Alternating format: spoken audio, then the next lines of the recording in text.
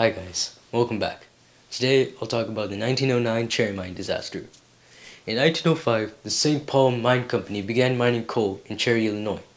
Believed to be the largest coal shaft in the United States, the Cherry Mine produced over 1,500 tons of coal a day for its first few years.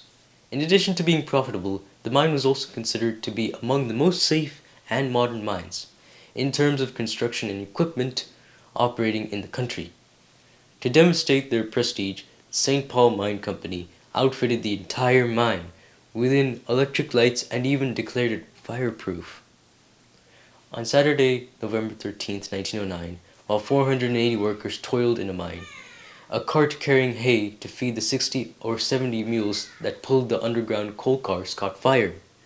The hay cart had been left too close to a kerosene lamp the workers were using for light after electricity failed. The fire quickly spread to the support timbers throughout the mine, burning for 45 minutes before any efforts were made to evacuate the workers. While some were able to escape, over 250 miners remained trapped. The immediate civilian rescue efforts that afternoon were successful, as a group of 12 men descended into the mine 6 times to rescue miners. The fire was spreading rapidly, however, and the amateur rescuers were killed on the 7th trip down. Shortly thereafter, the entire fire department arrived, but the firefighters were oblivious to dumping water down the air shafts when the St. Paul Mine Company officials refused to let them descend into the mine.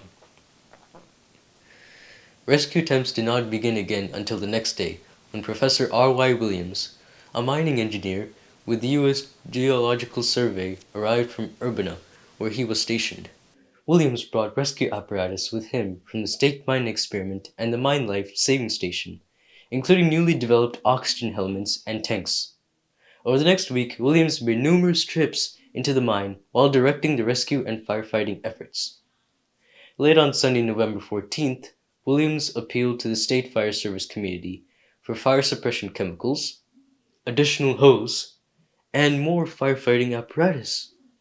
The following day, 2 special fire engines with over 4,000 feet of hose arrived from Chicago, along with dozens of wagons containing fire suppression chemicals. One day later, thousands of more feet of hose arrived from Milwaukee all the way to Chicago, along with Chicago Fire Chief James Horan and 11 hand-picked veteran fighters. By Wednesday, the firefighters were pumping 600 gallons of water into the mine per minute, and on Thursday, the first firefighters entered the mine. The rescue efforts culminated on Saturday, November 20th, when 20 miners emerged alive, 1 week after the fire started. Soon after, the St. Paul Mine Company sealed off the mine while the fire continued to burn below the surface. 3 months later, the mine was reopened to recover the remains of the lost miners. Out of the 500 miners, about half managed to escape. The rest died from poisonous fumes. In the end, 259 miners were dead, leaving 160 widows and 390 children. Public outcry over the disaster and the company's subsequent abandonment of the families of the victims led Illinois to impose stricter fire and safety regulations on mines and to adopt the state's first Workmen's Compensation Act.